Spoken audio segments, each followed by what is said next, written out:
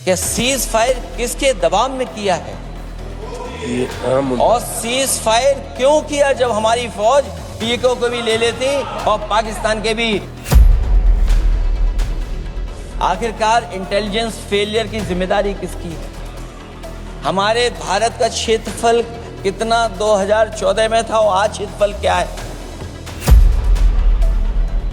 देश में क्यों नहीं ऐसी सड़कें बन रही जहां पर इमरजेंसी के समय पर एयरफोर्स इसको इस्तेमाल कर सके? पूरे देश के जितने भी राजनीतिक दल हैं वो आपके साथ थे। आखिरकार इनकाउंटर कल ही क्यों हुआ? इतना ही टेक्नोलॉजी और इन चीजों को सब समझते हैं तो आखिरकार अध्यक्ष महोदय पुलवामा में जो गाड़ी में RDX आया वो गाड़ी आज तक क्यों नहीं पकड़ी गई? आखिरकार सवाल ये है हमारा कि सीज फायर किसके दबाव में किया है और सीज फायर क्यों किया जब हमारी फौज पीओके को भी ले लेती और पाकिस्तान के भी।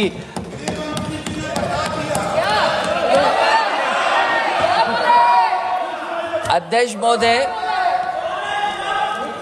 सीज फायर आपके मंत्री जी ने नहीं किया। सीज फायर आपके मंत्री जी की तरफ से नहीं आया क्योंकि हमारे मंत्री जी वो सोशल मीडिया को देखते नहीं हैं। सबसे पहले सोशल मीडिया पे बात आई थी, आपको 1 घंटे बाद किसी ने पढ़ के बताया होगा।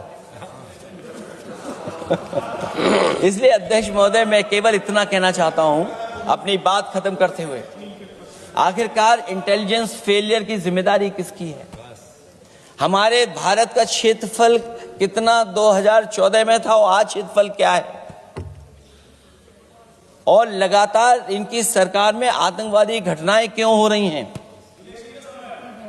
और हमारे देश को खतरा पाकिस्तान से तो है ही है, लेकिन उससे ज्यादा खतरा हमारा चीन से है। आखिरकार चीन से मुकाबले के लिए आपकी तैयारी क्या है? मुझे उम्मीद है कि जब सिंदूर ऑपरेशन पर सरकार की तरफ से जवाब आए तो इन सवालों का जवाब आए। जिस सड़क पर हमारे देश के प्रधानमंत्री जी हरकुलिस विमान से उतरे थे, वो हाईवे किसी ने डिजाइन किया था? तो समाजवादी लोगों ने डिजाइन किया था। यूपी में तो डिजाइन हो गया एक और, लेकिन देश में क्यों नहीं ऐसी सड़कें बन रही जहां पर इमरजेंसी के समय पर एयरफोर्स इसको इस्तेमाल कर सके? कि आज महादेव ऑपरेशन पे मैं धन्यवाद क्यों नहीं दे रहा हूं? अध्यक्ष महोदय, जिस समय समर्थन की बात आई, पूरे देश के जितने भी राजनीतिक दल हैं वो आपके साथ थे। आखिरकार इनकाउंटर कल ही क्यों हुआ?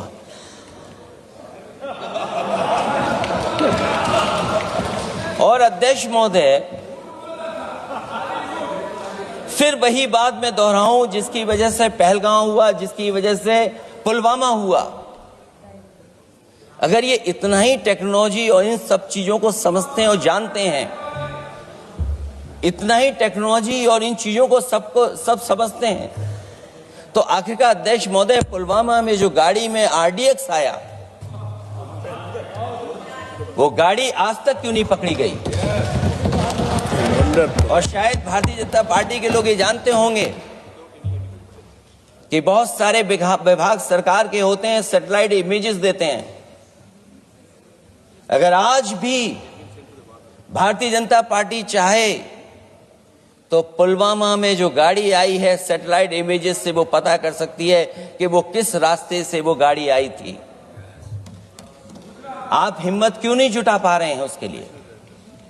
और फिर पहलगांव में किसी भी दल ने आपके साथ किसी तरह की राजनीतिक बातचीत नहीं की, लेकिन राजनीतिक लाभ आपने कांग्रेस पार्टी से भी उठाने की कोशिश की, हमारे से भी उठाने की कोशिश की। अगर डेलीगेशन भेजना ही था आपको तो पॉलिटिकल पार्टीज तय करती हैं, आप नहीं तय कर सकते। ये राजनीति कौन कर रहा है? और फिर अध्यक्ष महोदय, राजनीति करने वाले वो लोग जो अपने चुनावी भाषण में कह रहे थे कि पीओके हम 6 महीने में ले लेंगे, हम अक्साई चिन्ह ले लेंगे। इसीलिए मैंने सवाल पूछा अध्यक्ष महोदय सरकार से कि जिस समय सरकार में भारतीय जनता पार्टी आई उस समय भारत का क्षेत्रफल क्या था और भारत का क्षेत्रफल आज क्या है? क्या 5 फिंगर्स, पेंगोंग लेक, गलवान घाटी, रजांगला, उसका जवाब किसके पास है? सरकार के पास है क्या कि नहीं है?